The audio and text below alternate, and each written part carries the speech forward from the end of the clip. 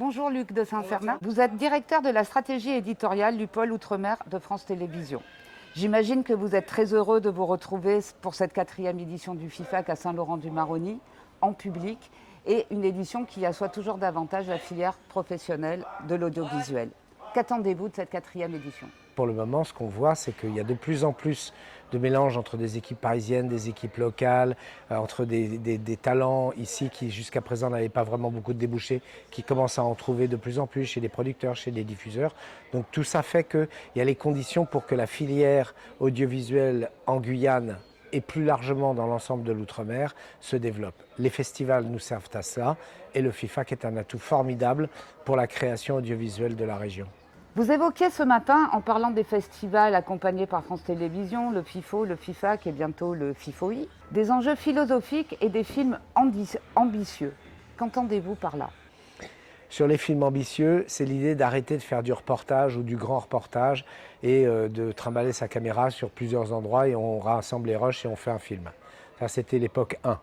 Époque numéro 2, celle dans laquelle nous sommes, il y a des scénarios qui sont écrits, il y a des préparations qui sont faites, il y a de l'observation, il y a de la critique des séquenciers, tout ça, il y a un gros travail en amont. Et puis il y a un travail également sur place, sur le terrain, qui est beaucoup plus cinématographique, avec des outils modernes. On dirait qu'ils sont petits et qu'ils ne fabriquent pas de belles images et pourtant ils offrent un signal quasiment le même qu'au cinéma. Donc cette amélioration de la qualité éditoriale comme artistique, elle est vraiment importante. Est-ce que vous pouvez nous expliquer un petit peu justement vos choix éditoriaux ? Nous, le réseau Outre-mer, nous fabriquons 2 types de documentaires. Les documentaires qui ont vocation à être diffusés dans le réseau des Outre-mer, évidemment dans leur région d'origine, mais je suis en Polynésie, je m'intéresse à ce qui se passe dans la forêt de Guyane et chez les Wayanas, ça m'intéresse. Donc les films doivent circuler dans l'ensemble du réseau pour alimenter une case, voilà notre objectif, pour alimenter une case de documentaires par semaine sur chacune des chaînes d'outre-mer. Avec des films qui tournent, bien sûr. Donc ça, ce sont des films à direction du réseau. À côté de cela, nous avons également le devoir, mais surtout le plaisir, de fabriquer des films dits de la visibilité, qui ont vocation, eux, à être diffusés, bien entendu, sur le réseau, mais également sur les chaînes nationales. Là, nous avons une case sur France 3, je vous engage à aller la regarder. Elle est un peu tardive, c'est vers 23 h en général. Ça s'appelle Outremer.ledoc.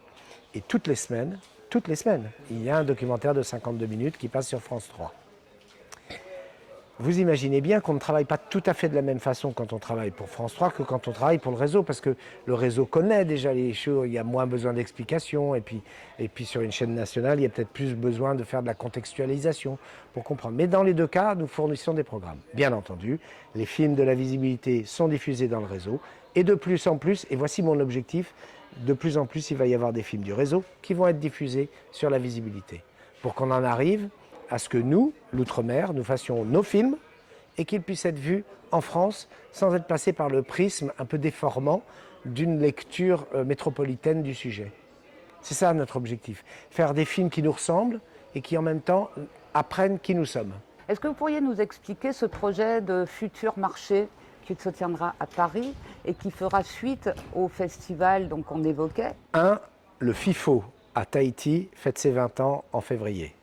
2. Le FIFOI, Festival international du film de l'océan Indien, lui va naître entre avril et mai 2023, donc dans 5-6 mois. Et en 2024, quand je ne sais pas encore, il y aura un festival qui réunira les meilleurs films de chacun des festivals. On l'appelle pour le moment, c'est un nom de code, le FIFOM, Festival international du film d'outre-mer, et on y verra des films qui ont été primés dans le bassin Caraïbe, Amazon Caraïbes ici, dans le bassin de l'océan Indien, Mayotte, La Réunion, mais aussi l'Afrique du Sud, le Sri Lanka, vous imaginez la richesse. Et puis le 3e festival, l'océan Pacifique, avec la Polynésie, la Nouvelle-Calédonie, mais aussi la Nouvelle-Zélande et l'Australie. Donc en fait, c'est un truc de dingue ce qu'on va faire.